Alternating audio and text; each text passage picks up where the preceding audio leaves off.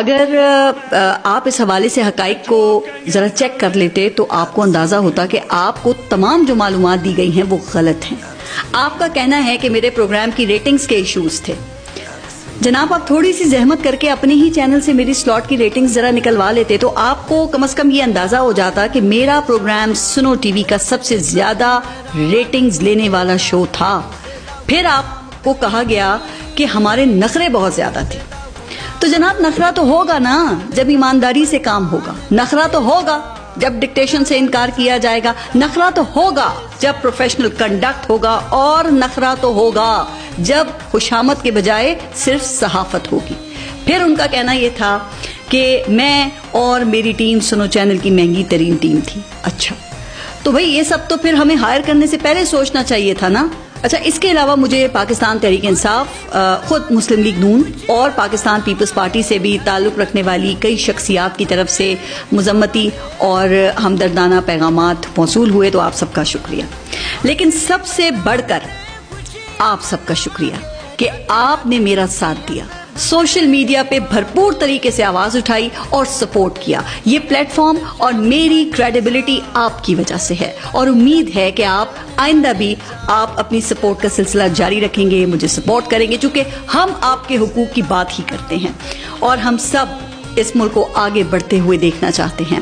اچھا یہاں میرا نا ارباب اختیار کو یہی کہنا ہے کہ لگے گی آگ تو آئیں گے گھر کئی زد میں.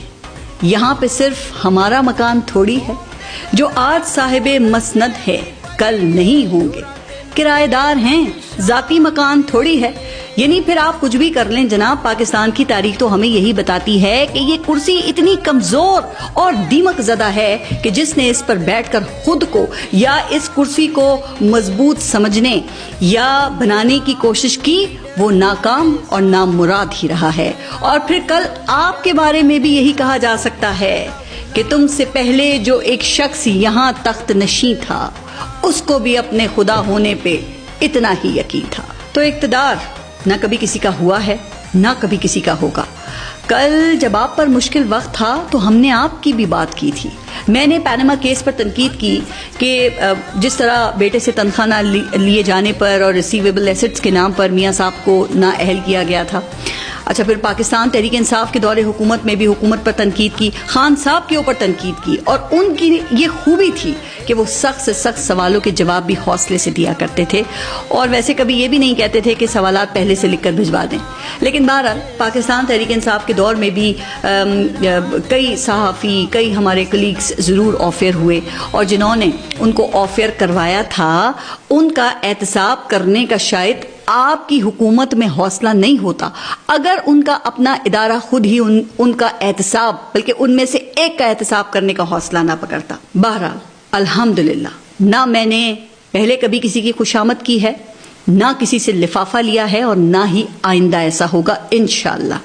اور بے شک عزت اور ذلت دینے والی ذات صرف اللہ تعالیٰ کی ہے. میرے ولاگز اور پوڈ کاسٹ ایسے ہی جاری رہیں گے، اور میں اپنے حوالے سے آپ کو یہ بھی بتا دوں کہ جلد ہی کسی اچھے پلیٹ فارم پر واپسی بھی ہوگی انشاءاللہ.